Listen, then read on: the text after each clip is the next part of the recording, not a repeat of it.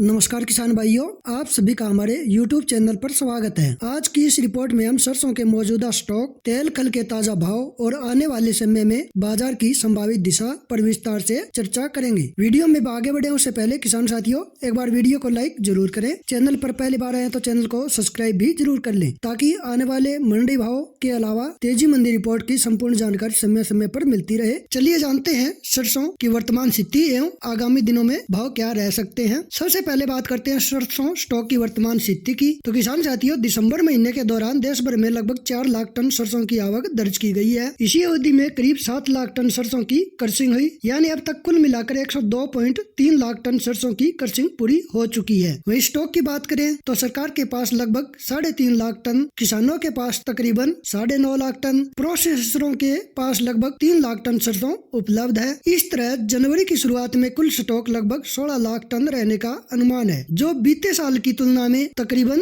27% तक कम है। वहीं नई फसल और आपूर्ति का परिदृश्य की बात करें तो अगर मौसम अनुकूल बना रहता है तो फरवरी के बाद नई सरसों की आवक शुरू हो सकती है। मौजूदा स्टॉक नई फसल आने तक चल जाने की संभावना तो है, लेकिन व्यापारिक वर्ग में अभी भी आपूर्ति को लेकर पूरी स्पष्टता दिखाई नहीं देती। वही तेल और खल बाजार की बात करें तो फिलहाल डिमांड कमजोर रहने के कारण सरसों तेल के भाव इस सप्ताह लगभग स्थिर बने हुए हैं। खल के बाजार में भी कोई बड़ी हलचल दिखाई नहीं दी और भाव सीमित दायरे में कारोबार कर रहे हैं। एक्सपोर्ट मांग सुस्त रहने के कारण सरसों डीओसी के दामों में भी फिलहाल स्थिरता बनी हुई है। वहीं आगे के बाजार की स्थिति की बात करें तो खड़ी फसल सामने होने के कारण तेल और खल में अभी तेजी के संकेत नहीं मिल रहे। वहीं दूसरी ओर स्टॉक टाइट होने से बड़ी गिरावट की आशंका भी कम दिखाई देती है। वहीं सरसों के भविष्य की बात करें तो इस समय बुआई के आंकड़ों के अनुसार सरसों का उत्पादन पिछले वर्ष की तुलना में लगभग बराबर रहने की संभावना जताई गई है। हालांकि अगर जनवरी का मौसम बिगड़ता है